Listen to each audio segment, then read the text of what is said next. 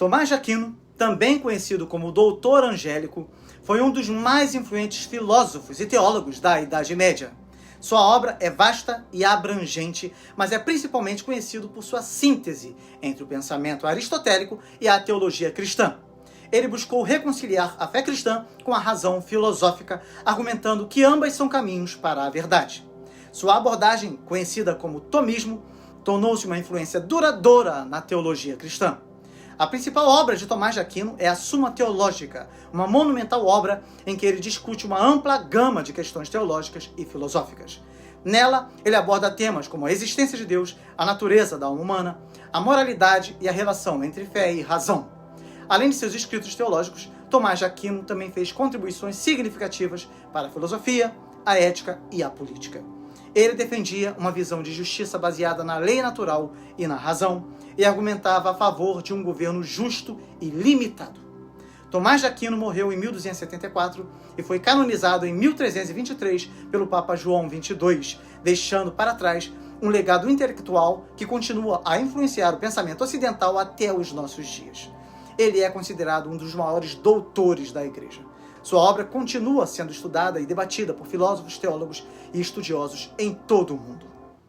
A infância de Tomás de Aquino foi moldada por uma combinação de circunstâncias familiares e talento precoce, antecipando o brilhantismo intelectual que o tornaria uma figura tão influente na história do pensamento ocidental.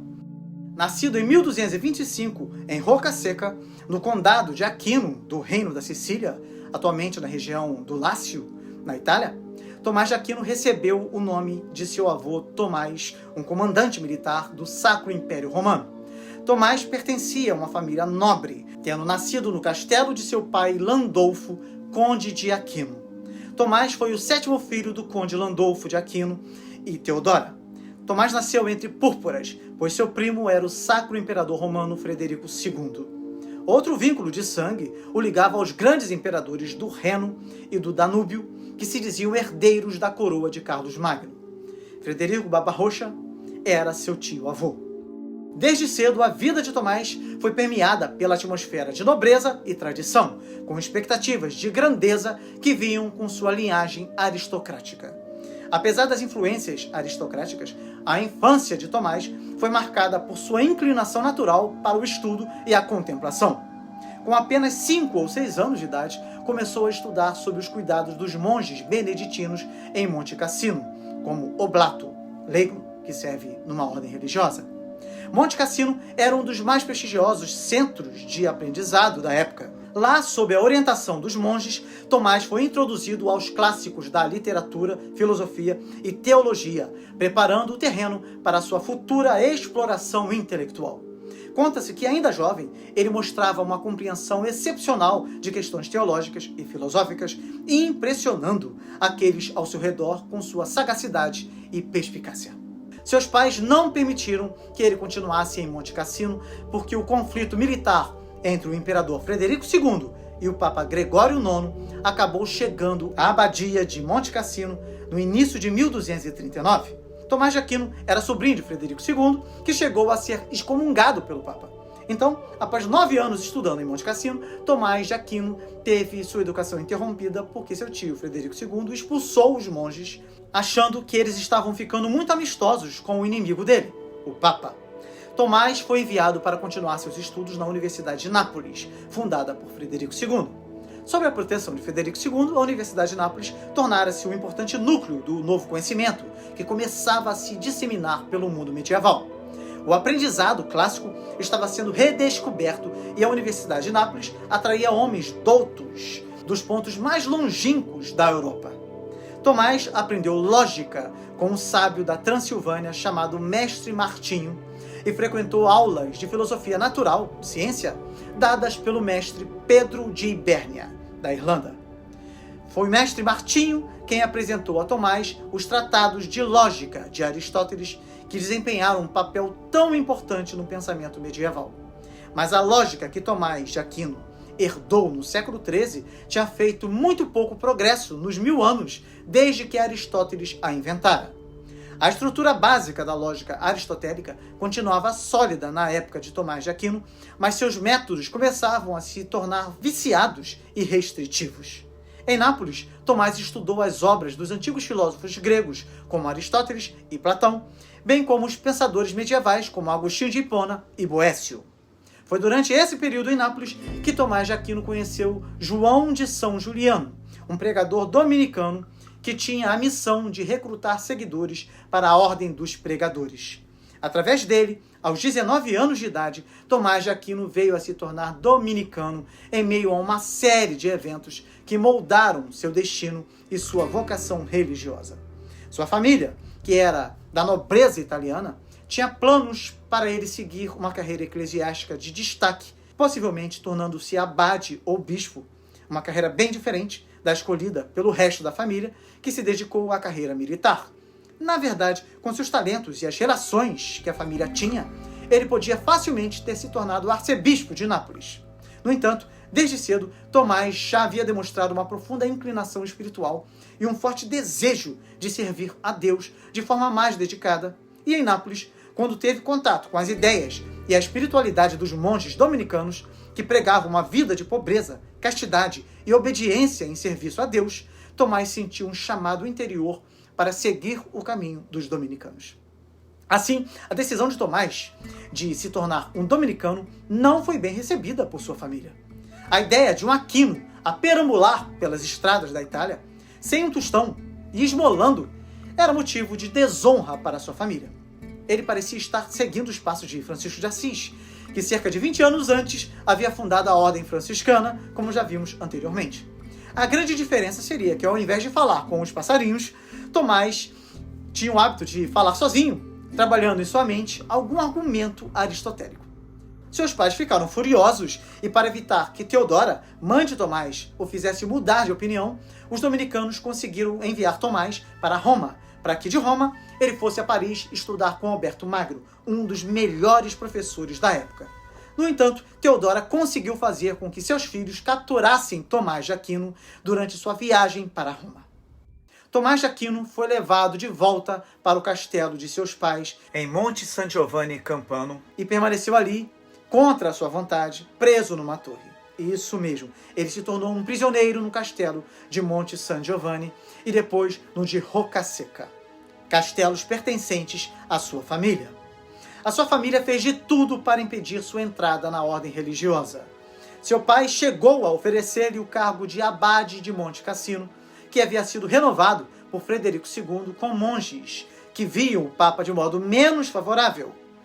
Tomás de Aquino permaneceu sob o poder de sua família por aproximadamente 1 ano, período este em que ensinou suas irmãs e mandou correspondência para os dominicanos. A mãe de Tomás, de cepa normanda, simples, dedicou tentar uma abordagem mais francesa. E numa fria noite de inverno, fez entrar uma jovem e viçosa camponesa na torre onde seu filho estava preso. Segundo a lenda, Tomás de Aquino expulsou a prostituta com um ferro em brasa e durante a noite 2 anjos apareceram para ele enquanto ele dormia para fortalecer sua determinação de permanecer celibatário.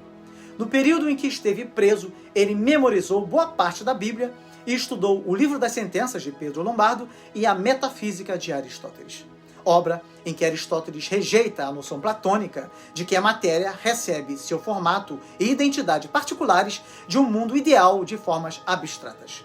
Para Aristóteles, a forma de um objeto específico é, sob muitos aspectos, tão concreta quanto a sua matéria ou substância. A forma é considerada a essência. Na última parte da Metafísica, Aristóteles discute a teologia e procura compreender a causa última das coisas, aquilo que seria o primeiro motor imóvel, que ele identifica como Deus. A Igreja cristã aceitava os argumentos de Aristóteles e a prova da existência de Deus apresentada por ele deu suporte filosófico e respeitabilidade intelectual à fé cristã. Alguns argumentos de Aristóteles e Platão foram absorvidos pelo modelo do ensino cristão, que se preservou nas isoladas comunidades religiosas e depois veio a se tornar a força intelectual dominante da Europa medieval. E é muito importante ressaltar algo que muita gente tem dificuldade. O fato de Platão e Aristóteles terem vivido quase 400 anos antes de Cristo não importa, pois as suas ideias expressavam a verdade e foram fundamentais para o desenvolvimento da filosofia e teologia cristãs. Tomás de Aquino era um verdadeiro cristão e conseguiu compreender com muita profundidade os argumentos aristotélicos que o aproximaram ainda mais de Deus. Tais argumentos filosóficos eram pão e vinho para seu intelecto. Aproximadamente um ano havia se passado desde sua prisão na torre. Depois de todo esse tempo, sua irmã e alguns dos seus irmãos compreenderam a verdadeira missão de Tomás e decidiram ajudá-lo a fugir. Eles colocaram Tomás num cesto e conseguiram descê-lo sobre as muralhas, a exemplo da fuga de Paulo em Atos 9, versículo 25. Depois de caminhar por quase 1.600 quilômetros a pé, atravessando a Lombardia, os Alpes e a Borgonha, Tomás de Aquino chegou a Paris e, depois de saber que Alberto Magno estava lecionando em Colônia, na Alemanha, ele prosseguiu caminhando por mais 500 quilômetros para encontrá-lo. O magistério de Alberto Magno contribuiu para o renascimento do interesse estudantil por Aristóteles. Ele ficou logo impressionado com Tomás, que tinha apenas 21 anos nessa ocasião, mas que conseguia tornar simples até mesmo as ideias mais complexas. No entanto, Tomás tinha uma grande dificuldade de expressar seus sentimentos. Ele era muito tímido e seus grandes olhos bovinos eram alvos da zombaria de seus colegas, que o chamavam de o boi mudo. Alberto Magno, saindo em sua defesa, disse algo que ficou para a história como uma profecia. Ele disse: "Gravem minhas palavras. Um dia, o mugido desse boi será ouvido por toda a cristandade." Quando Alberto Magno voltou a Paris, Tomás o acompanhou. A Universidade de Paris era o melhor centro estudantil da Europa e desfrutava de uma liberdade única no mundo medieval, como já vimos anteriormente quando falamos da fundação das universidades. Os alunos e professores da Universidade de Paris não tinham que responder a autoridades civis por serem nominalmente clérigos. Eles também não precisavam responder ao bispo de Paris devido a um estatuto que os subordinava somente ao Papa. E é importante lembrar que, como vimos, na Universidade de Paris floresciam as últimas ideias que ninguém mais podia sequer tentar compreender, quanto mais acreditar. Após o surgimento das universidades, houve, em pleno século XIII, o ressurgimento do ensino clássico, especialmente as obras de Aristóteles, que não se conheciam antes. É importante lembrar que, após a queda do Império Romano do Ocidente, o ensino clássico tornou-se fragmentado.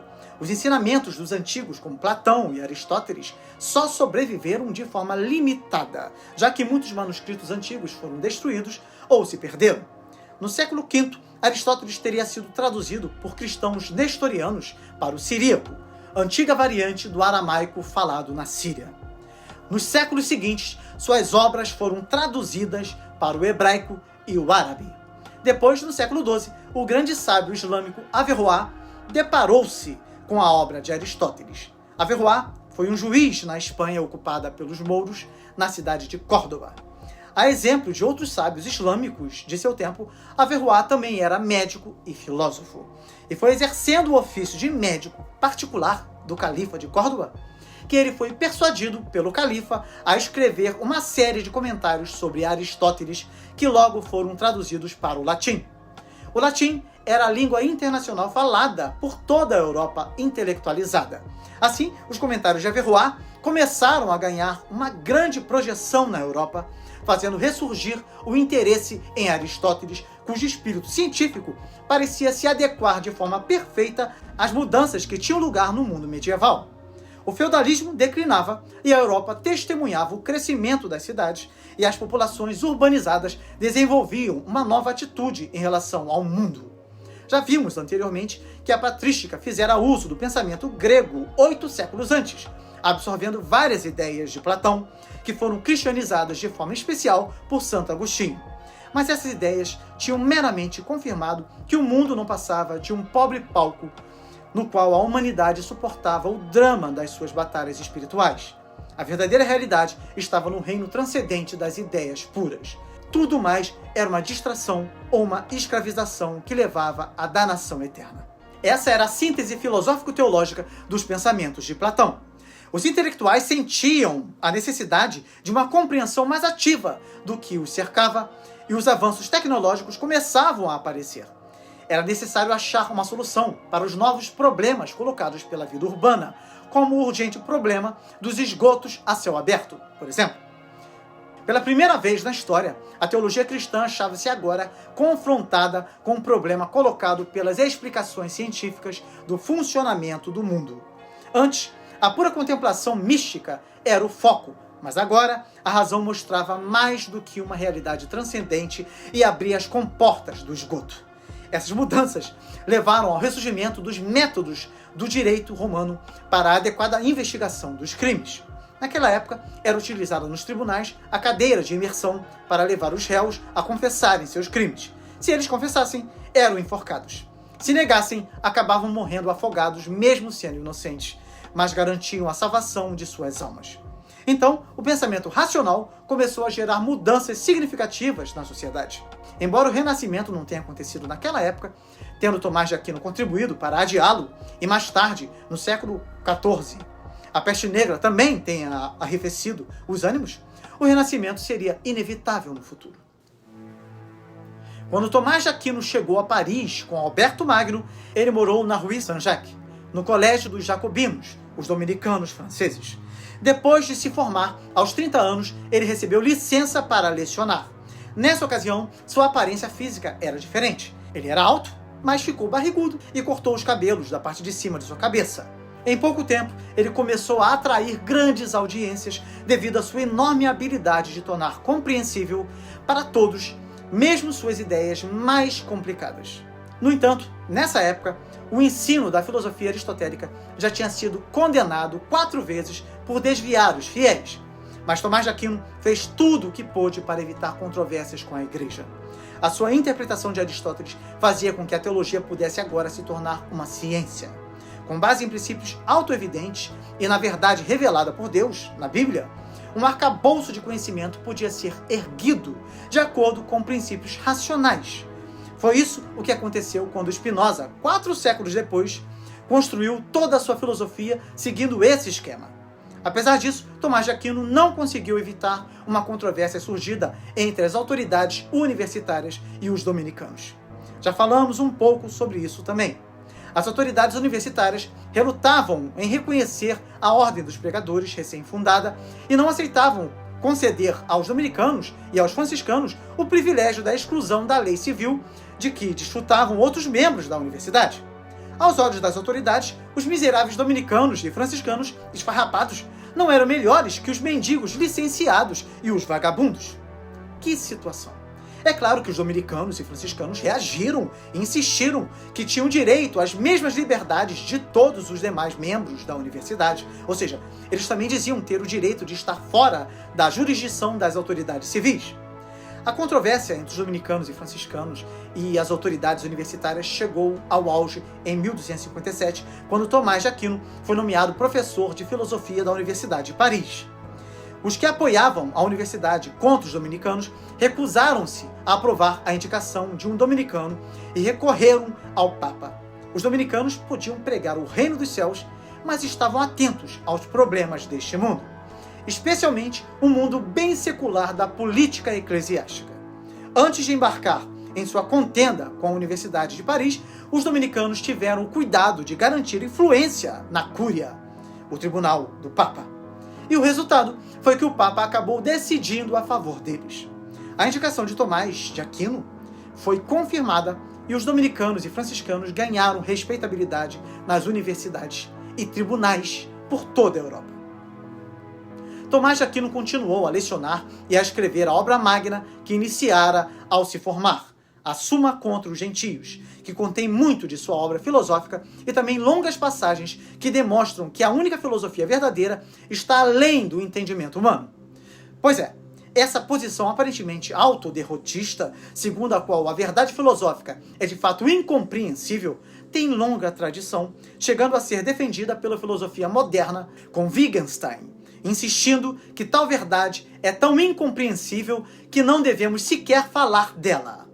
A Suma contra os Gentios incorpora o pensamento de Aristóteles na teologia de forma bem parecida com a maneira como Santo Agostinho incorporou o pensamento de Platão na doutrina cristã 8 séculos antes. Ela é uma obra filosófica cujo propósito é estritamente não filosófico.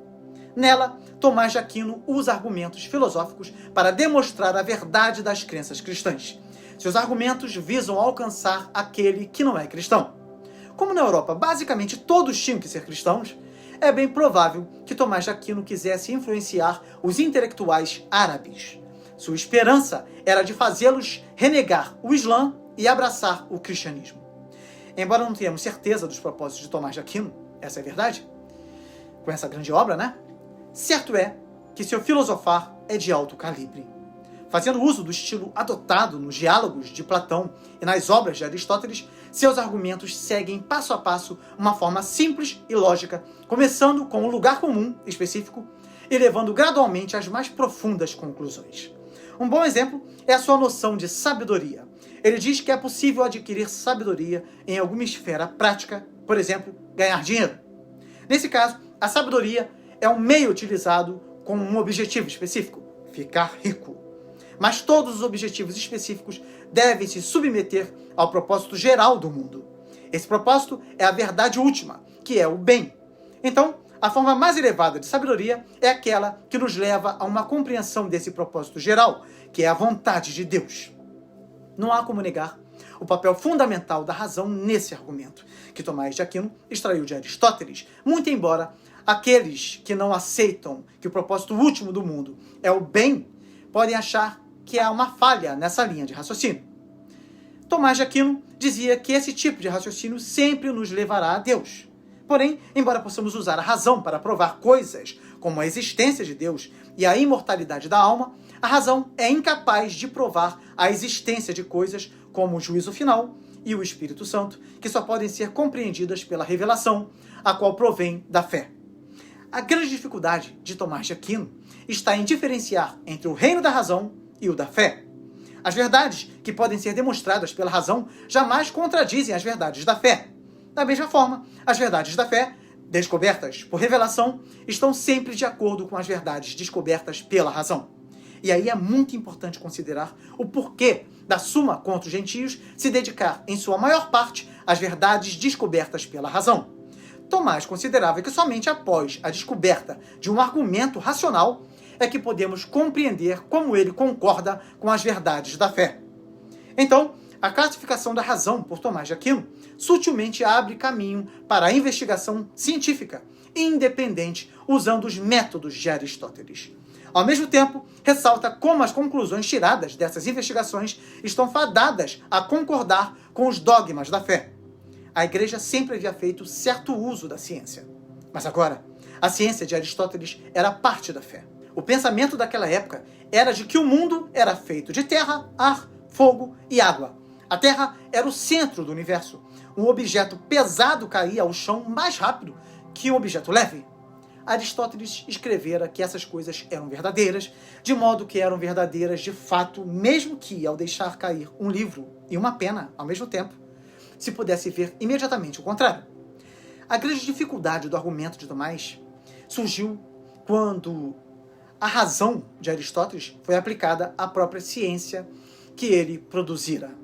Aí, a razão e a fé, de fato, entravam em conflito. Mas, por ora, essa dificuldade foi varrida para baixo do tapete, onde ficaria 3 séculos até o advento de Copérnico e Galileu.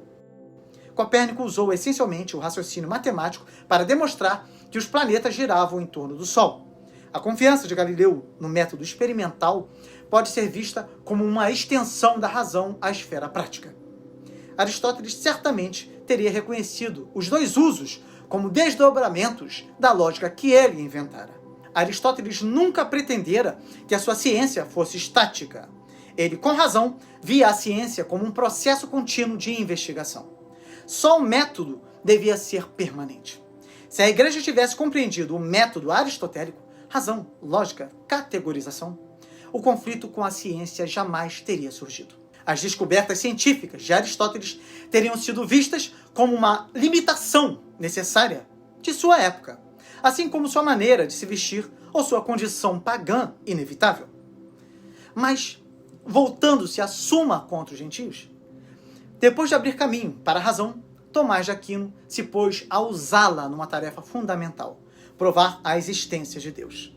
Em nossos dias, muitos dizem que não podemos comprovar a existência de Deus ou a imortalidade da alma através da razão, já que isso faz parte do reino da revelação. Tomás de Aquino conseguiu filosoficamente fazer um delineamento brilhante dessas duas categorias, razão e revelação. Como eu já falei aqui, algo notavelmente semelhante a essas categorias ainda se mantém na filosofia moderna. Wittgenstein disse: do que não se pode falar, deve-se calar. Ou seja, qualquer verdade última, se existe tal coisa, está tão além da prova que não podemos sequer falar a respeito. Assim, alguns estudiosos consideram importante adotar uma atitude semelhante quando consideramos as provas efetivas de Tomás de Aquino sobre a existência de Deus. O que é interessante não são tanto as conclusões, mas os próprios argumentos, ou seja, a forma desses argumentos.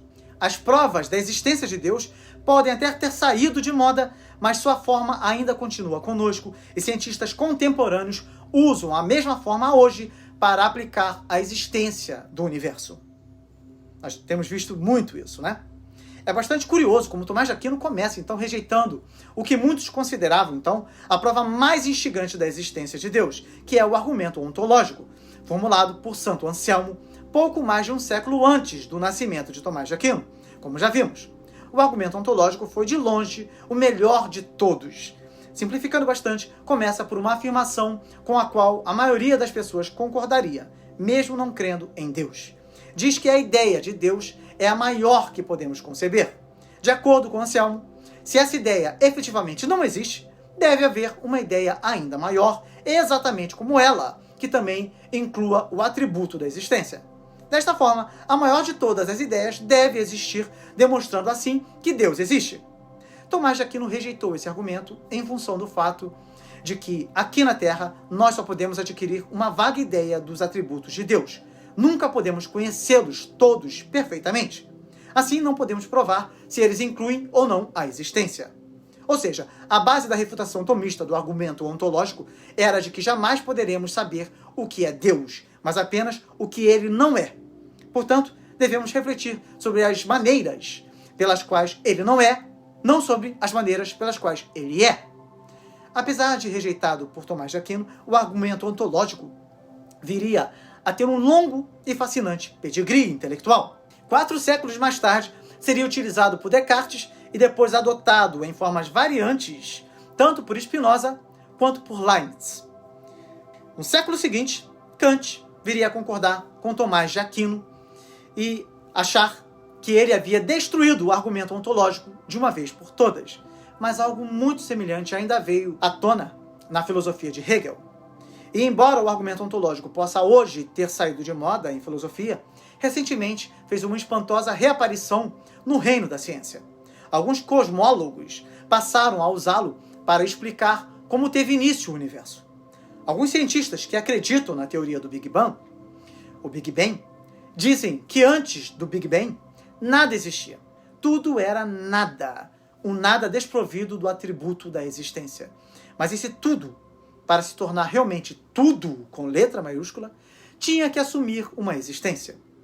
A necessidade de se chegar a uma conclusão, embora se revista de termos quase científicos, acaba usando uma lógica reconhecidamente medieval.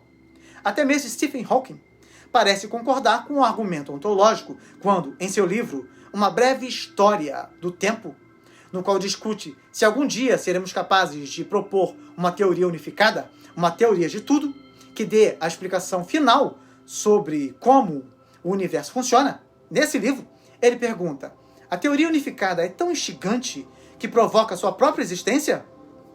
Ou seja, de certa forma, ele parece concordar com o argumento ontológico ao sugerir que sim. Como vimos, Tomás de Aquino tinha suas próprias ideias sobre tópicos que se propunham explicar como o mundo começou e como ele funciona. Esses estavam claramente incluídos na prova da existência de Deus que ele empreende na Suma contra os Gentios. É essencialmente uma reformulação do argumento aristotélico do primeiro motor. Tomás de Aquino afirma que tudo o que se move é movido por outra coisa. Essa cadeia de causa e efeito pode ser acompanhada numa série regressiva, mas nenhuma série desse tipo pode ser infinita. Assim, chegamos, por fim, ao primeiro motor, ele mesmo imóvel. Nas palavras de Tomás de Aquino, todos compreendem que esse é Deus. Não podemos deixar de considerar que a filosofia de Tomás de Aquino é grandemente realista. Assim como Aristóteles estava inclinado a adotar uma abordagem empírica, em que nosso conhecimento deriva basicamente da nossa experiência. No século XIII, muitas ideias aristotélicas já eram aceitas fazia tanto tempo que passavam por senso comum. Era senso comum que o Sol girava em volta da Terra, por exemplo. E outras noções aristotélicas podem parecer menos plausíveis, mas ainda é possível compreender porque pareciam absolutamente convincentes naquela época. Aristóteles e os medievalistas encaravam o mundo de um ponto de vista qualitativo. Afinal, nossa experiência efetiva do mundo através dos sentidos é basicamente qualitativa. Doce, amargo, quente, frio, brilhante. Assim, considerar que o mundo é formado por terra, ar, fogo e água eram meramente deduções dessas premissas. E essa era a visão de mundo que Tomás de Aquino recebeu e aceitou de Aristóteles, sendo paradigma ou aparato mental característico da filosofia medieval. Atualmente, nós preferimos ver o mundo em termos de medição. É por isso que a matemática medieval foi considerada fundamentalmente abstrata, enquanto a nossa descreve tudo, desde partículas subatômicas até as mais longínquas regiões do universo. Essa abordagem quantitativa moderna, na verdade, também tem sua origem na Grécia Antiga. Demócrito disse que o mundo era feito de átomos indivisíveis. Arquimedes aplicou a matemática a problemas práticos como alavancas, polias e hidrostática. Mas essa abordagem foi descartada pela tradição aristotélica. A sua reabilitação, mais ou menos na época do Renascimento, marcou os primórdios da ciência moderna. Contudo, é importante ressaltar que a abordagem quantitativa não é a única. A mentalidade da Idade Média pode parecer esquisita no nosso mundo de física quântica e buracos negros, mas nossa abordagem também tem suas falhas. E algumas delas não eram visíveis no paradigma medieval. As fórmulas da física podem explicar a ocorrência do arco-íris e mesmo mostrar as cores que vai exibir, mas não podem ser responsáveis pela qualidade de sua beleza. Os cientistas modernos sabem dessa falha. Assim, a próxima grande era do conhecimento humano pode muito bem incluir a adoção da abordagem medieval. Tomás de Aquino continuou a trabalhar na Suma contra os gentios por muitos anos. Mas antes que concluísse essa grande obra, ele foi nomeado pregador geral pelo capítulo provincial da Ordem dos Pregadores em 1260. No ano seguinte, ele foi enviado a Orvieto, uma comuna italiana, na qual o Papa Urbano IV tinha sua corte, e lá ele foi seu leitor conventual responsável pela formação dos frades, que não podiam frequentar uma universidade. Foi lá que ele completou a Suma contra os gentios e compôs belos hinos que demonstram sua habilidade poética e concluiu também comentários sobre as obras de Aristóteles, sermões e outros textos. E também escreveu a Catena Áurea, a corrente de ouro, que é a sua interpretação dos 4 evangelhos, além de escrever outras obras para o Papa Urbano IV, como a obra contra os erros dos gregos e a liturgia para a recém-criada festa de Corpus Christi, que foi influenciada grandemente com o chamado Milagre de Bolsena, em que um sacerdote celebrante da missa, no momento de partir a hóstia, teria visto sair dela sangue que empapou o pano onde se apoiam o cálice durante a missa. O Papa Urbano IV já havia conversado antes com uma freira que alegava ter tido visões de Cristo, demonstrando o desejo de que o mistério da Eucaristia fosse celebrado com destaque. Assim, foi criada a festa de Corpus Christi. Como vocês já sabem, eu não sou católico. As doutrinas católicas rejeitadas pela Igreja Reformada foram cuidadosamente analisadas na série apologética. Eu estou falando isso porque muitos cristãos acabam desenvolvendo uma resistência enorme aos ensinamentos da patrística e da escolástica, exatamente por não compreenderem o contexto de cada época. Os grandes escolásticos, como Tomás de Aquino, Alberto Magno e outros, não se opuseram diretamente às heresias da Igreja Católica porque estavam profundamente enraizados na tradição teológica e filosófica da Igreja. Em vez disso, seu trabalho foi, em grande parte, uma tentativa de reconciliar as ideias contemporâneas com a doutrina cristã, buscando compreender e explicar racionalmente as verdades da fé. Além disso, os escolásticos acreditavam na autoridade da Igreja e no ensino magisterial, o que as levava a buscar uma interpretação e defesa cuidadosas da doutrina oficial da Igreja. Eles viam sua tarefa como sendo de clarificação e elaboração, em vez de desafio direto às autoridades eclesiásticas. A Igreja Católica era o que unia a civilização ocidental. Se opor a ela era contribuir para a sua divisão, como se já não bastasse ao grande cisma do Oriente de 1054 e todas as guerras políticas em que a Igreja tinha que se posicionar. No entanto, isso não significa, meus irmãos, que não tenham havido debates e controvérsias dentro da própria escolástica, como já vimos. No entanto, essas discordâncias geralmente ocorriam dentro dos limites da ortodoxia católica e os escolásticos procuravam resolver suas diferenças por meio de argumentação racional e diálogo dentro dos parâmetros da fé cristã. É importante considerar tudo isso. O número de obras de Tomás de Aquino é bastante vasto. Alguns dizem que ele era capaz de ditar a 4 secretários ao mesmo tempo. Tomás de Aquino também passou grande parte do seu tempo em Orvieto, traçando preparativos para a união da Igreja Católica Romana com a Igreja Bizantina. Era um projeto que muitos papas acalentaram. Houve intrincadas negociações, compromissos foram assumidos na surdina, elaboraram-se documentos detalhados e, por fim, chegaram a ocorrer encontros entre as duas partes, mas praticamente sem resultado, como já vimos. Os católicos eram bizantinos demais na sua visão e os bizantinos continuavam nada católicos. Tomás de Aquino adotou a atitude aristotélica na política, uma abordagem pragmática que, pelo menos, tinha uma chance de funcionar. Quando Aristóteles elaborava uma nova constituição para uma cidade-estado qualquer, seu primeiro critério era saber se podia ser colocada em prática naquela cidade-estado específica. Só então tentava incorporar ao texto os melhores aspectos das constituições de outras cidades. A prática política de Tomás de Aquino era inegavelmente prática, mas sua teoria política era também inegavelmente teórica. Para ele, o Estado era a sociedade perfeita, mas o Estado não podia ser opressor, porque o justo objetivo moral do homem nessa vida é a felicidade humana. Tomás de Aquino, então, introduziu um dos princípios da metafísica aristotélica, que dizia que a parte ajusta-se ao todo da mesma forma que a imperfeição ajusta-se à perfeição. Assim como o indivíduo é parte de uma sociedade perfeita, a lei deve preocupar-se com a felicidade humana, porque numa sociedade perfeita, todos deveríamos ser felizes. Segundo Aquino, as leis humanas devem estar em conformidade com as leis naturais para serem consideradas justas e legítimas. Ele defendia princípios como a propriedade privada e a autoridade legítima do governo, que estão em desacordo com os princípios fundamentais do comunismo, que defende um governo ditatorial e opressor. Sua abordagem influenciou significativamente o pensamento jurídico e político ocidental, fornecendo uma base filosófica para conceitos como justiça, direitos humanos e responsabilidade moral. Felizmente, as habilidades de Tomás de Aquino, como teórico político, nunca foram mal aplicadas à realidade. Seus talentos práticos, como político, no entanto, foram muito mais apreciados e muitas vezes requeridos. No final de 1268, ele foi enviado às pressas numa missão importante a Paris.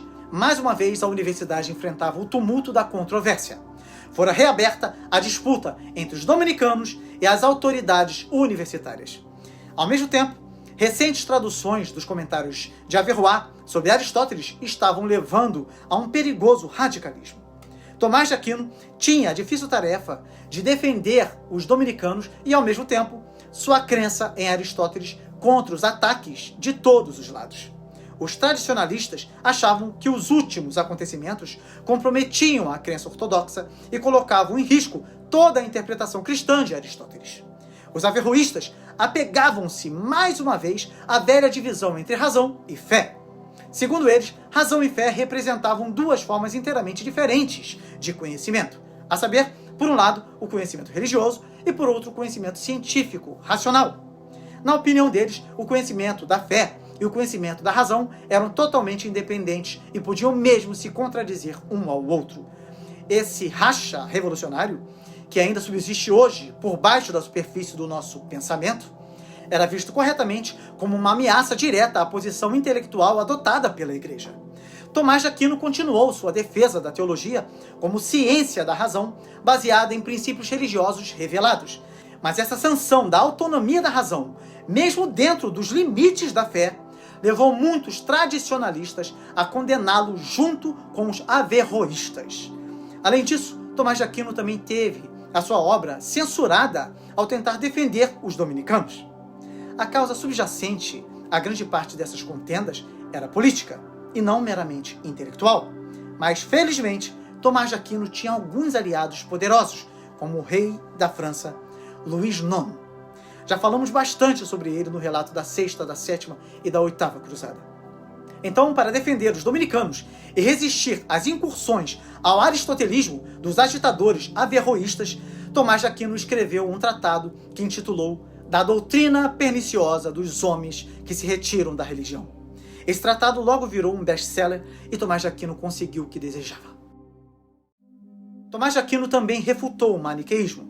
Essa heresia quase cristã, que remonta ao século III, supunha que o mundo era produto do conflito entre o bem e o mal, ou entre a luz e a escuridão. A alma humana consiste de luz, presa na escuridão, da qual deve tentar livrar-se. A profunda simplicidade e coerência dessa doutrina essencialmente dualística, que refletia cultos mediterrâneos pré-cristãos, tornou o maniqueísmo dominante em todo o mundo mediterrâneo, desde os tempos cristãos primitivos até grande parte dentro da era medieval. Lembre-se de que, no século IV, Santo Agostinho foi um maniqueísta antes de se converter. É bem verdade que São Domingos e Simão de Montfort já tinham resolvido razoavelmente o caso dos maniqueus, mas Tomás de Aquino resolveu de vez essa questão.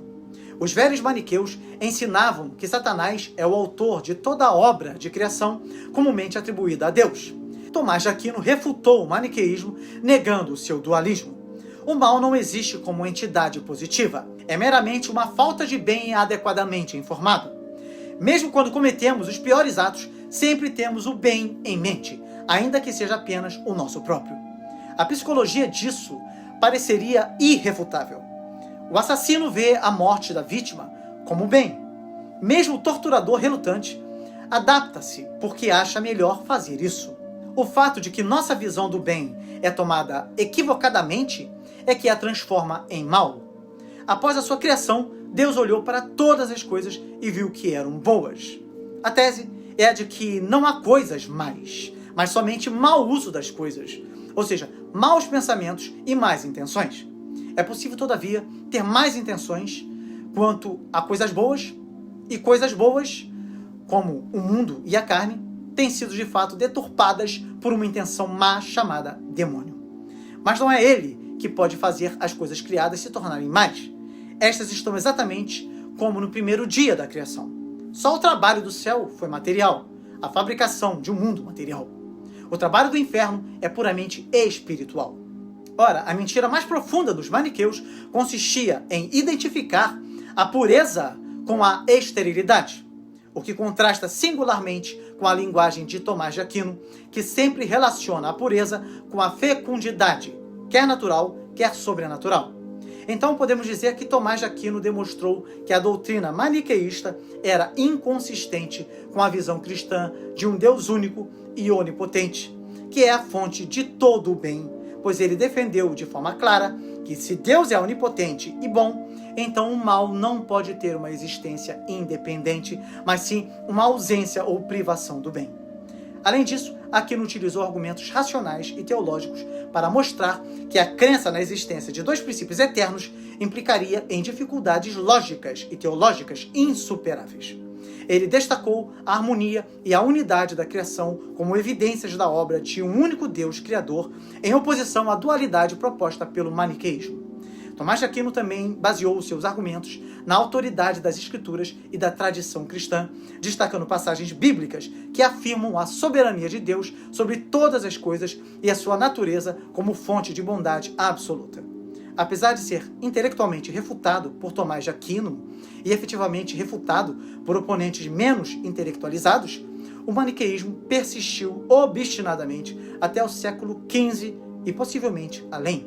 E se formos honestos, nós temos que admitir que muitos ainda o defendem.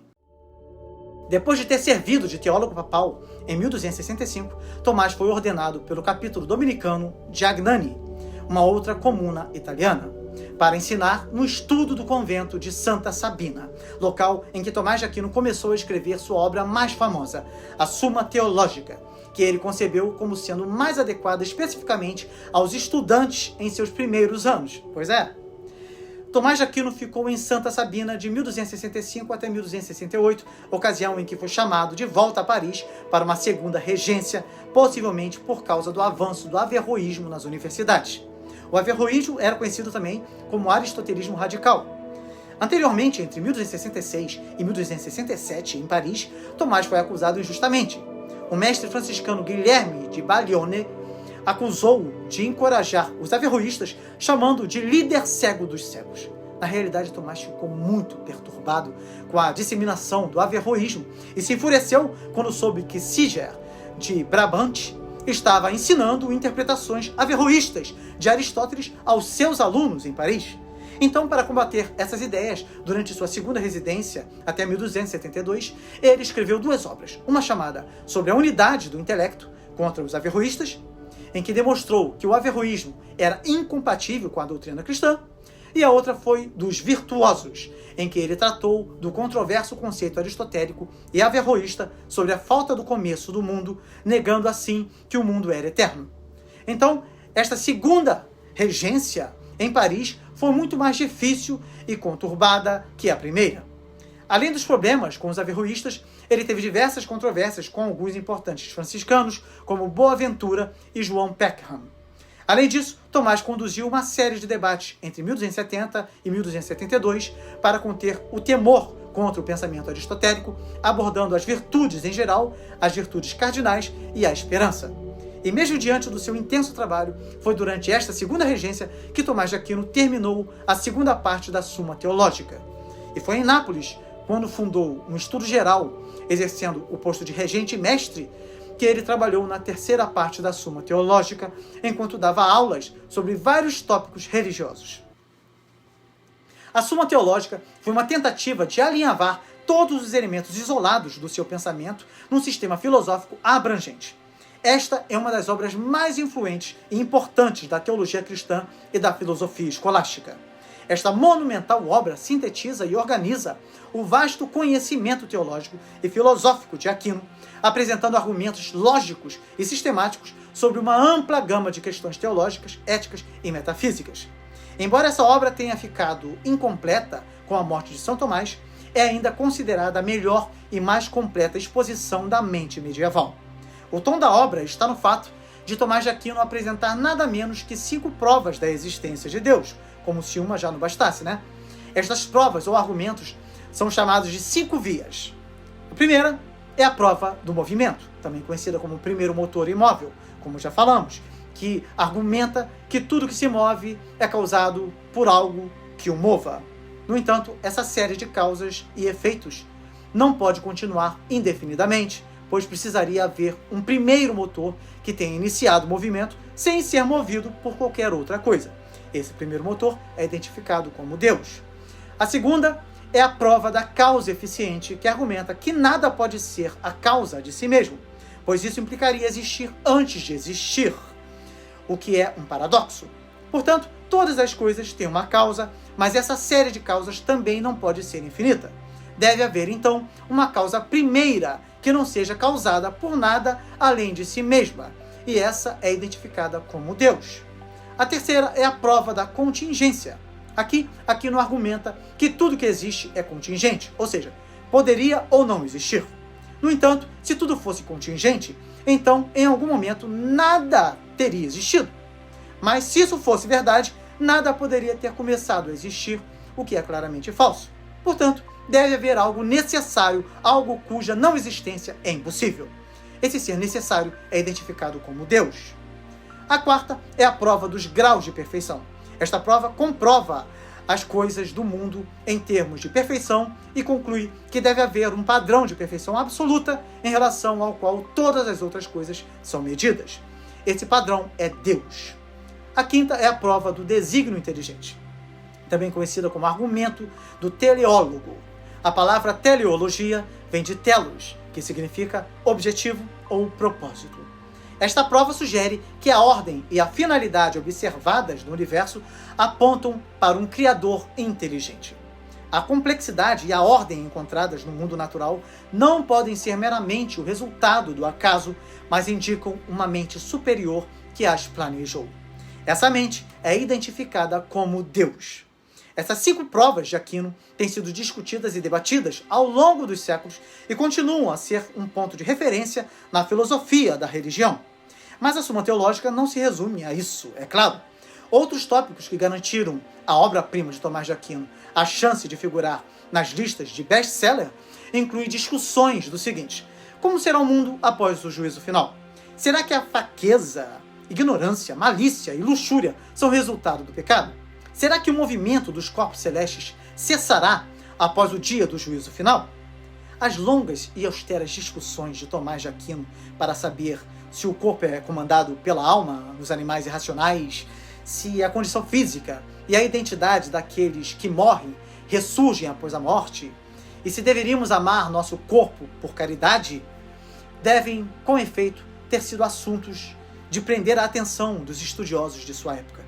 Há passagens que revelam uma mente de características próprias cujo pensamento está bem à frente do seu tempo. Tome-se, por exemplo, sua discussão sobre a possibilidade de a dor e o sofrimento serem mitigados por cada prazer. Ele disse: a dor é expulsa pelo prazer, seja por um prazer contrário ou por um outro, contanto que seja intenso. Portanto, o prazer é uma espécie de repouso do apetite em um bem adequado, enquanto a dor resulta de algo incompatível com o apetite. A conclusão é a seguinte: uma pessoa pode se sentir cheia de tristeza ao participar de alguma atividade agradável que costumasse partilhar com um amigo agora ausente ou morto. Em tal circunstância, há 2 causas dentro dela, que produzem efeitos contraditórios. O pensamento da ausência do amigo faz brotar o sofrimento. Por outro lado, sua vida no presente imediato, participando de uma atividade agradável, é causa de prazer. Cada uma dessas causas, de alguma forma, modifica a outra, mas nossa percepção do presente é mais forte que a nossa lembrança do passado. Também o amor pelo próprio eu é mais persistente que o amor pelo outro.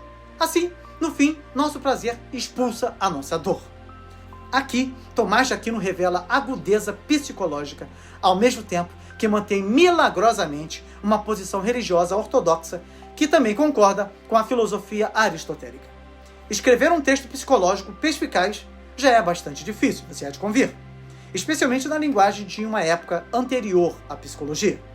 Agora, imagine escrever um texto psicológico que é também teológico e filosófico. Imagina, isso é certamente uma complicada proeza intelectual para qualquer época. E isso nos leva à filosofia moral de Tomás de Aquino. Mais uma vez, ele adota a abordagem aristotélica do senso comum. Aristóteles e Tomás de Aquino viam a felicidade humana como o objetivo de todos nesta vida, mas Tomás tinha um talento necessário para evitar qualquer heresia nesse sentido. O objetivo da filosofia moral era definir como se poderia alcançar essa felicidade de uma forma moral para o indivíduo, a família e para a sociedade.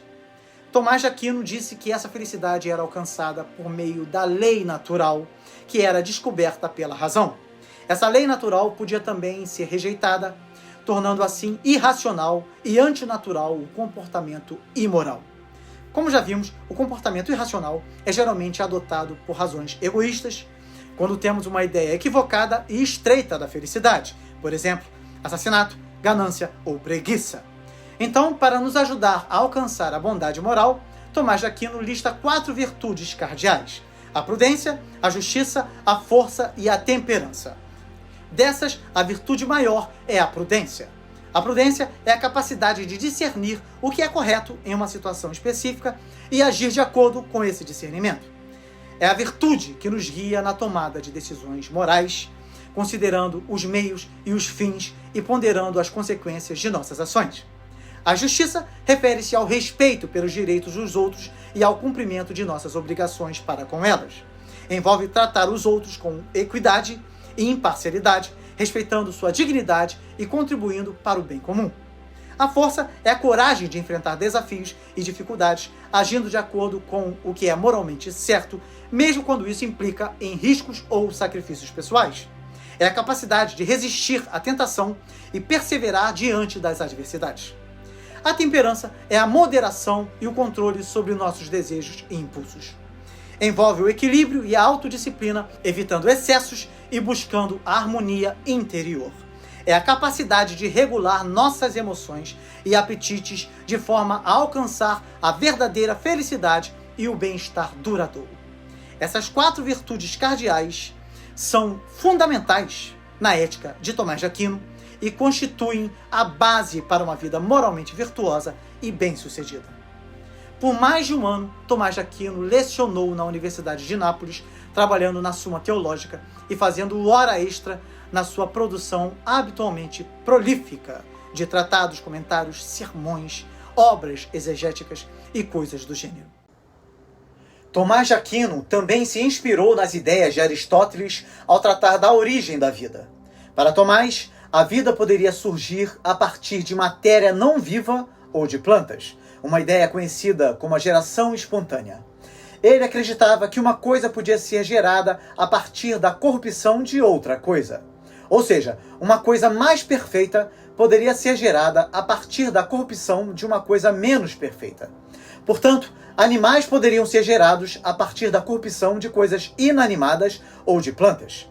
Isso contraria a teoria da biogênese, que admite que todos os seres vivos são originados de outros seres vivos pré-existentes. A ideia da geração espontânea defendida por Tomás de Aquino foi refutada posteriormente com o desenvolvimento da biologia moderna. Tomás de Aquino também defendeu o argumento utilizado por Empédocles, um filósofo pré-socrático, que afirmava que várias mutações das espécies surgiram durante a criação do mundo. Aquino disse que essas espécies foram geradas através de mutações no esperma animal de uma forma não esperada pela natureza. A geração irregular dessas espécies, através da corrupção de algum princípio natural, não lhes permitiu encontrar um propósito ou um estado natural final para que tivessem sua existência preservada. É claro que devemos considerar que Tomás de Aquino estava limitado pelo conhecimento científico de sua época. O avanço científico nos possibilitou enxergar a origem da vida de uma forma bastante diferente, através de evidências e observações mais abrangentes. Na época de Santo Agostinho, o senso comum era a ideia de que os cristãos deveriam buscar a paz, mas em certos casos, o uso da força poderia ser justificado para preservar esta mesma paz, como no caso da autodefesa e da defesa dos inocentes. Entretanto, Agostinho dizia que as guerras deveriam ter o mesmo propósito, sendo sempre defensivas, com o objetivo de proteger as pessoas e não simplesmente para conquistar vantagens, pois o objetivo deveria ser a restauração da paz e não a expansão territorial ou a busca pelo poder. Tomás de Aquino, por sua vez, defendeu o conceito de guerra justa, estabelecendo as condições para isso. Uma guerra justa deve ser motivada por uma causa boa e justa, mas nunca pela busca de riqueza ou poder. Portanto, o objetivo da guerra deve ser nobre e alinhado com valores éticos. A guerra justa deve ser declarada por uma autoridade legalmente constituída, como um Estado ou um governo. Assim, a decisão de entrar em conflito deve ser tomada por uma instância legítima e responsável, sendo a paz a motivação central mesmo em meio à violência da guerra. Tomás de Aquino defendeu que antes de qualquer decisão a favor de uma guerra, deve-se sempre que possível buscar a restauração da paz e a solução pacífica dos conflitos. Tudo isso garantiria que, caso uma guerra fosse inevitável, ela fosse conduzida de forma justa e com base em princípios morais sólidos. Tomás de Aquino dizia que quando o governo age de forma tirânica, aqueles que se opõem em busca do bem comum não podem ser considerados sediciosos. Na verdade, aquele que deve ser responsabilizado por qualquer revolta popular é o próprio tirano, que governa em benefício próprio. O tirano é o verdadeiro problema. Desta forma, a resistência à tirania é uma forma de assegurar a paz e equidade na sociedade. E quando motivada pela busca do bem-estar coletivo e dos princípios éticos, é justificável e não deve ser vista como uma ação rebelde, mas sim como um ato de proteção dos direitos e interesses da população. São Tomás de Aquino tinha uma abordagem peculiar para entender a natureza de Deus. Vimos que quando ele se opôs ao argumento ontológico defendido por Anselmo, ele disse que em vez de tentar definir exatamente o que Deus é, poderíamos nos aproximar da verdade ao considerar o que Deus não é. Essa abordagem chamada de a via negativa nos permite explorar aspectos divinos sem limitá-los a conceitos puramente humanos e, portanto, limitados. Assim, Tomás apresentou 5 expressões sobre os atributos divinos. A primeira é a essência divina. Aquino enfatiza que Deus é a própria existência, sua essência é ser. Ele argumenta que a essência de Deus não é separada de sua existência, ao contrário dos seres criados, cuja essência é distinta de sua existência. A segunda é a unidade e simplicidade. Tomás de Aquino defende que Deus é absolutamente simples e indizível. Ele não é composto de partes ou divisível em categorias. Em vez disso, Deus é a única realidade absoluta unificada, sem qualquer tipo de composição. E é importante compreender isso, pois ele não estava negando a doutrina da Trindade que afirma que Deus é um em sua essência. Não há 3 essências divinas, mas apenas 3 pessoas diferentes que possuem exatamente a mesma essência, pois Deus é um. A terceira expressão de Deus é a infinitude e eternidade. Aquino afirma que Deus é infinito e eterno. Ele não está limitado pelo tempo ou pelo espaço, mas transcende todas as categorias finitas. Deus é a fonte de todo ser e existe fora das restrições temporais e espaciais. A quarta expressão de Deus é a onipotência e onisciência. Segundo Aquino, Deus é onipotente, possuindo poder ilimitado sobre todas as coisas. Ele também é onisciente, conhecendo todas as coisas possíveis e reais. Deus é o criador e sustentador do universo e seu conhecimento abrange tudo o que é possível conhecer. A quinta expressão de Deus é a benevolência e perfeição moral. Para Aquino, Deus é a fonte de toda bondade e perfeição moral. Sua vontade é sempre dirigida para o bem supremo e sua justiça é perfeita. Deus é a medida última do que é bom e justo, e sua vontade é orientada para a realização do bem em todas as coisas. Tomás de Aquino enfatiza os efeitos do pecado original e diz que a encarnação de Cristo tinha como objetivo restaurar a natureza humana, livrando-a da contaminação do pecado, algo que os seres humanos não poderiam alcançar por si mesmos. Ele sustentou que era apropriado que Deus se tornasse humano para restaurar a humanidade através da expiação. Ele defende a visão de que Jesus morreu para satisfazer a justiça divina em nome de toda a raça humana que havia sido condenada à morte por causa do pecado, reforçando assim a importância do papel de Jesus como mediador entre Deus e a humanidade, restaurando a relação entre os seres humanos e seu Criador. Segundo Tomás de Aquino, Jesus era verdadeiramente divino e humano, não sendo apenas um simples ser humano. Desta forma, a plenitude de Deus fazia parte integral da existência de Cristo. Através destes argumentos, Tomás de Aquino estava combatendo as ideias de Nestório, o arcebispo de Constantinopla, no século V, que dizia que o Filho de Deus apenas se uniu ao homem chamado Cristo. Aquino afirmou que a dualidade de naturezas, a humana e a divina, coexistia em Cristo. Ele rebateu as ideias também de Apolinário, bispo de Laodiceia no século IV, que disse que Jesus tinha um corpo humano, porém era dotado de uma mente exclusivamente divina. Esse pensamento foi qualificado como heresia, pois a posição ortodoxa defendia que Cristo era totalmente homem e totalmente Deus.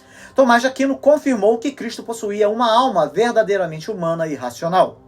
Tomás de Aquino também estava rebatendo as ideias de Eutiques, um monge de Constantinopla que fundamentou a heresia do monofisismo. Eutiques defendia que as duas naturezas de Cristo se fundiram após a encarnação. Tomás de Aquino negou isso, afirmando que a dualidade de naturezas permaneceu mesmo após a união com a humanidade. Ao mesmo tempo, Tomás de Aquino combateu as ideias de Mani, um profeta iraniano, fundador do maniqueísmo, e também combateu o gnóstico Valentim. Tanto Mani quanto Valentim separavam as duas naturezas de Cristo. Porém, Tomás de Aquino defendeu que a natureza humana e a natureza divina coexistiam simultaneamente e harmoniosamente em um único corpo humano real, sem que uma fosse anulada em relação à outra. Cristo possuía um corpo real de natureza completamente humana e uma alma verdadeiramente racional, sendo, além disso, uma divindade perfeita. Segundo Aquino, a pessoa de Cristo subsiste em duas naturezas. Portanto, embora haja uma única pessoa em Cristo, ele é uma pessoa composta, um ser que subsiste em duas naturezas. Tomás de Aquino concordou com o argumento de Atanásio de Alexandria, ao afirmar que o unigênito Filho de Deus assumiu nossa natureza para que, feito homem, pudesse fazer dos homens filhos de Deus. Isso significa que a encarnação de Cristo trouxe a possibilidade de os seres humanos alcançarem uma felicidade perfeita e eterna ao contemplar a essência divina. Tomás de Aquino discutiu questões relacionadas aos que cometiam heresias. Lembre-se de que nessa época estava acontecendo a Cruzada Albingense. Ele tinha como objetivo converter os albigenses. No entanto, ele considerava que a defesa de heresias era uma ofensa mais séria do que falsificar dinheiro. Em sua visão, os falsificadores e outros criminosos poderiam ser condenados à morte pelas autoridades seculares, mas os heréticos mereciam ainda mais essa punição. A igreja deveria buscar a conversão dos desgarrados e não deveria condenar imediatamente os heréticos, mas oferecer demonstrações e oportunidades de mudança. Porém, se mesmo após essas oportunidades os heréticos persistissem em suas posições, então a igreja deveria entregá-los ao tribunal secular para que fossem punidos com a morte. A visão de Aquino reflete o contexto histórico em que viveu, em que a heresia era uma questão séria e muitas vezes tratada com extrema rigidez. Em sua época, crimes como roubo, falsificação e fraude eram passíveis de pena de morte, e ele argumentava que a heresia também deveria ser tratada com a mesma gravidade. Ele dizia que os pecadores não tinham direito intrínseco à vida, pois o pagamento do pecado é a morte, enquanto a vida eterna é um presente gratuito de Deus através de Cristo Jesus. Aquino acreditava que a alma continuava a existir após a morte do corpo, já que a alma era a forma do corpo e por isso ela configurava e definia a matéria do corpo humano. Esta era uma ideia que fora defendida por Aristóteles e que foi chamada de ilemorfismo, segundo a qual todos os seres corpóreos são compostos por matéria e forma. Assim, Tomás de Aquino considerava que cada ser humano é um composto de forma e matéria. A alma humana é a forma substancial que dá ao corpo sua identidade como um animal racional. Tomás de Aquino dizia que a alma coexistia tanto no mundo material quanto no mundo espiritual e, portanto, possuía características de ambos os mundos. Desta forma, a alma tinha acesso a ideias universais. Tomás de Aquino também acreditava que a alma poderia se separar do corpo, afirmando que a matéria não poderia existir sem ser configurada por uma forma, porém, a alma poderia existir sem a matéria do corpo. Isso corroborava para a defesa da doutrina da imortalidade da alma. Aquino dizia que a alma humana é algo especial, uma entidade material e racional que persiste após a morte do corpo e mantém sua identidade e existência nos mundos material e espiritual. Tomás de Aquino não acreditava na separação entre corpo e alma como entidades distintas, pois dizia que a alma era a forma do corpo e essa união continuaria mesmo após a morte, permitindo que a alma existisse de forma autônoma entre a morte e a ressurreição. Após a morte física, a alma retornaria a Deus e as recompensas e punições da vida após a morte não se restringiriam apenas ao âmbito espiritual. É por isso que a ressurreição desempenha um papel crucial na filosofia de Tomás de Aquino sobre a alma, já que, segundo ele, o homem só estaria verdadeiramente completo na vida eterna com a união entre alma e corpo. Tomás de Aquino defendia a ideia de que após a ressurreição, as almas seriam materializadas em corpos ressuscitados, possibilitando a experiência não só de recompensas espirituais, mas também de bênçãos materiais e físicas. No outono de 1273, quando trabalhava à tarde da noite na capela de São Nicolau, do convento dominicano de Nápoles, ele teve uma experiência mística, com uma visão da verdade e da alegria da vida eterna, diante de um ícone de Cristo crucificado. Segundo o relato, Cristo teria perguntado: "Escreveste bem sobre mim, Tomás. Que recompensa esperas pelo teu trabalho?" A resposta foi: "Nada além de ti, Senhor." Depois disso, ele parou de escrever e se tornou mais solitário, explicando que todos os seus argumentos intelectuais pareciam agora apenas palha ao vento. Com a chegada do inverno, ele ficou doente, e foi nessa ocasião que o Papa Gregório X convocou o Segundo Concílio de Lyon para tentar reunir a Igreja Latina com a Igreja Ortodoxa. Gregório X ordenou que Tomás comparecesse para apresentar sua obra Contra os Erros dos Gregos, com o objetivo de mostrar como suas diferenças irreconciliáveis ainda podiam ser teoricamente superadas. Negligenciando sua doença, Tomás se lançou a caminho numa jornada de quase 1000 quilômetros que jamais terminaria. Conta-se que foi a caminho do concílio, montado num burro, enquanto ele viajava pela Via Ápia, que ele bateu a cabeça num galho de uma árvore tombada e ficou seriamente ferido, sendo levado às pressas para Monte Cassino. Ele descansou um pouco antes de seguir viagem, mas sua condição física o fez parar novamente na abadia cisterciense de Fossa Nova. Apesar da ajuda recebida pelos monges, ele não resistiu. Ele tinha somente 49 anos, mas foram anos de trabalho puxado e vida frugal e descuidada que acabaram levando o robusto Tomás de Aquino a não conseguir resistir aos ferimentos. A filosofia de São Tomás de Aquino, mais tarde conhecida como tomismo, foi logo adotada pela Igreja. Suas obras eram consultadas acerca de problemas doutrinários e sua filosofia tornou-se a autoridade intelectual máxima. O Papa naturalmente continuava a ser a autoridade máxima, de fato, mas seus decretos, em geral, tinham pouco conteúdo intelectual. Isso acabou, de certa forma, calcificando o pensamento filosófico, a exemplo do que acontecera quase 8 séculos antes, depois da morte de Santo Agostinho, quando a filosofia original se petrificou, sendo redescoberta apenas com o surgimento da escolástica. Esse panorama continuou após a morte de São Tomás e nos 2 séculos restantes da Idade Média. Surpreendentemente, persistiu depois no Renascimento, quando a mentalidade da civilização europeia mudou de forma irreconhecível. A Terra, e com ela a Igreja Católica Romana, foi deslocada do centro do universo. A ciência e o humanismo assumiram o comando, inspirando uma autoconfiança intelectual que possibilitou aos europeus a circunnavegação do globo e a criação de um novo mapa celeste. Mas a filosofia não foi afetada, continuando o tomismo a ser ensinado nas universidades por mais de 200 anos. Somente no século XVII, em 1637, é que Descartes publicou seu Discurso do Método, no qual questionava todas as certezas anteriormente aceitas, chegando a uma noção férrea sobre a qual se poderia basear todo o pensamento. O seu famoso cogito ergo sum, penso, logo existo. E foi assim que começou a filosofia moderna, em contraposição ao aristotelismo e ao tomismo. Eu falarei um pouco mais sobre Tomás de Aquino no nosso curso de formação política, na ocasião da aula sobre o direito natural. Chegamos ao final de mais um vídeo. Eu conto com a ajuda de vocês na divulgação desse vídeo, tá bom? Dê o seu like, faça o seu comentário, pode ser um simples emoji, pois isso ajuda bastante o canal. E se você ainda não é inscrito aqui no canal, inscreva-se agora, tá bom? Que Deus te abençoe muito e até o próximo vídeo, com a graça de Deus.